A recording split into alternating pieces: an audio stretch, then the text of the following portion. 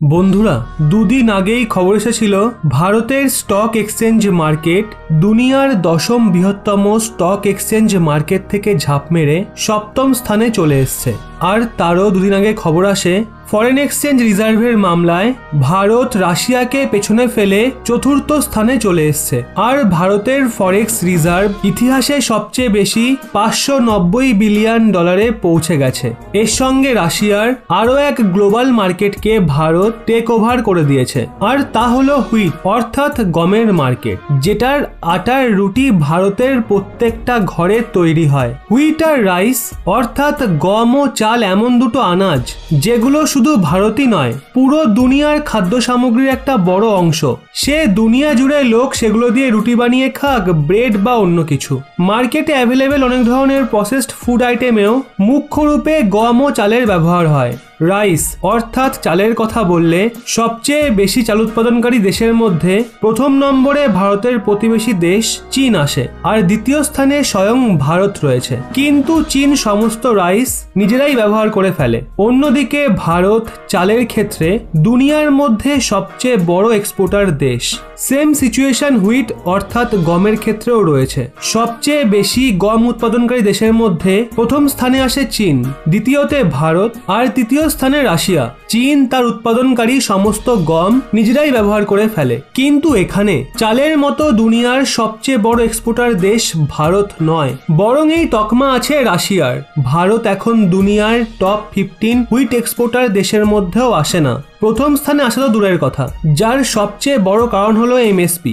ভারত সরকার দ্বারা ভারতীয় কৃষকদের গমের জন্য পাওয়া এমএসপি অর্থাৎ মিনিমাম সাপোর্ট প্রাইস মাঝেই আটকে যায়, যার জন্য লাখ লাখ টন গম প্রতি বছর ভারতেই নষ্ট হয়ে যায়, আর সেগুলোকে এক্সপোর্ট করাও যায় না। কিন্তু করোনা ভাইরাস সংকট ভারতের গম এক্সপোর্টার ও ভারতের কিষানদের জন্য যেন এক সৌভাগ্য নিয়ে এসছে, যেখানে ভারতের গম এক্সপোর্ট আজকের সময়ে রেকর্ড স্পিডে বাড়ছে।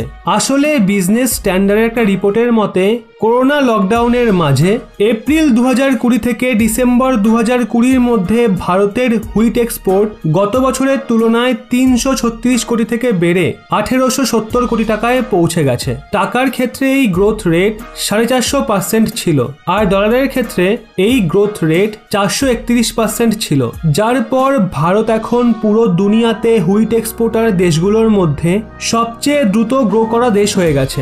এখন মাথায় একটাই প্রশ্ন আসে যে রাতারাতি ভারতের গমের ডিমান্ড কিভাবে এত বেড়ে গেল, আর এখন কেন এমএসপি মাঝে কোথাও আটকাচ্ছে না? তো আপনাদের জানিয়ে রাখি, রাশিয়া যে দুনিয়ায় সবচেয়ে বড় গম এক্সপোর্টার দেশ, তার ওখানে করোনা সংকটের মধ্যে গমের দাম আকাশ ছুঁয়েছে, যেই কারণে ওখানকার পুতিন সরকার গমের এক্সপোর্টে অনেক ধরনের ট্যাক্স, লিমিট আর নিয়ম কানুন জারি করে দিয়েছে, যাতে ওখানকার গম এক্সপোর্টাররা বেশি গম রাশিয়ার বাইরে পাঠাতে না পারে। আর লোকাল মার্কেটে পাওয়া ফুড আইটেম গম, যা প্রতিটা ঘরে ঘরে ব্যবহার হয়, তার মূল্য কন্ট্রোলে থাকে।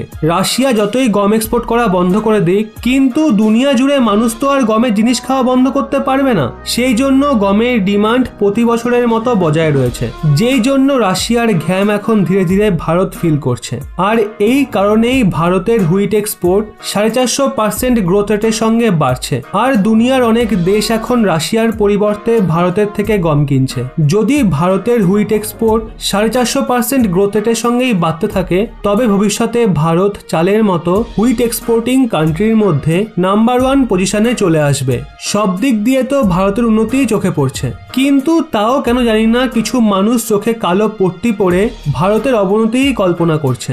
এই ব্যাপারে আপনাদের কি মতামত অবশ্যই নিচে কমেন্টে জানান, এবং এরকমই ব্যাক টু ব্যাক আপডেট পেতে রহস্য বাংলা এই চ্যানেলটি সাবস্ক্রাইব করে পাশের বেল আইকনটি অল করে রাখুন।